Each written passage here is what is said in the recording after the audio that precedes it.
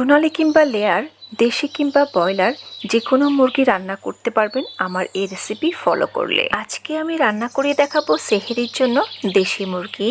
আসসালামু আলাইকুম ভিউয়ার্স, সবাই কেমন আছেন? আশা করি সবাই ভালো আছেন।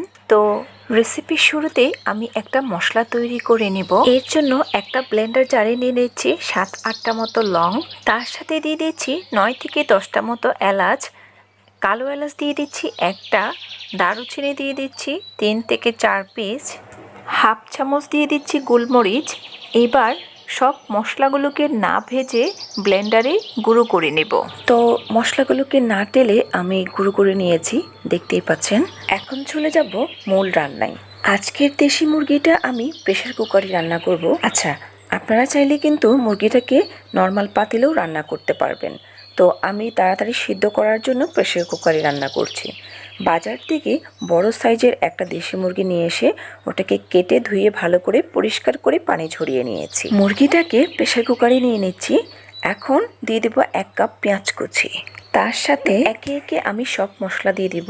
দিয়ে দিচ্ছি জিরা গুঁড়া 1 চামচ, ধনিয়া গুঁড়া 1 চামচ, হলুদ গুঁড়া 1 টিস্পুন, লবণ দিয়ে দিচ্ছি 1 চামচ, 1.5 টেবিল চামচ মরিচের গুঁড়া দিয়ে দিচ্ছি।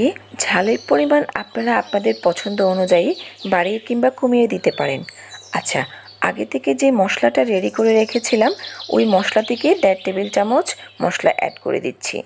এখন দিয়ে দিব 3টা তেজপাতাকে ফেড়ে। রান্নার রেগুলার তেল দিয়ে দিচ্ছি 4 টেবিল চামচের মতো, রসুন বাটা দিয়ে দিচ্ছি 1 টেবিল চামচ, আদা বাটা দিয়ে দিচ্ছি 1 টেবিল চামচ। এখন সব মশলাগুলো মাংসের সাথে খুব ভালো করে মিক্স করে নেব। আচ্ছা, আপনারা চাইলে এই মিক্সিংয়ের কাজটা হাত দিয়েও করতে পারেন, তো আমি আজকে কাঠি দিয়ে করে নিচ্ছি। সব কিছু খুব ভালো করে মিক্স করা হয়ে গিয়েছে। এখন এখানে ফুটন্ত পানি দিয়ে দিচ্ছি 2 গ্লাস পরিমাণ, একটু নেড়ে চেড়ে মিক্স করে দেব। এবারে প্রেসার কুকারের ঢাকনিটা লাগিয়ে আমি অপেক্ষা করব 4টা সিটি বেজে ওঠা পর্যন্ত।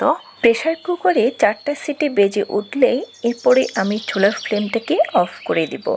তারপর মাংসটাকে পুরোপুরি ঠান্ডা করে নিয়ে ঢাকনিটা খুলে আপনাদেরকে দেখিয়ে দিচ্ছি মাংসের কি অবস্থা। মাংসটা প্রায় 70%-এর মতো কুক হয়ে গিয়েছে, দেখতেই পাচ্ছেন। এখন মাংসটাকে একটু নেড়ে চেড়ে দিয়ে তারপর ঢাকনি দিয়ে ঢেকে আমি ভালো করে নেড়ে চেড়ে কষিয়ে নেব।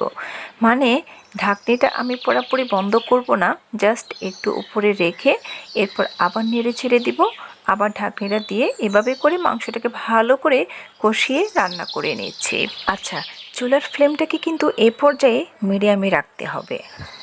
মাংসটাকে এভাবে করে প্রায় 15 মিনিটের মতো আমি কুক করে নিয়েছি। তো এখন আমি আস্ত রসুন দিয়ে দিচ্ছি 3টা। রসুনটা দিয়ে দেওয়ার পর মাংসটাকে খুব ভালোভাবে নেড়ে ছেড়ে দিব।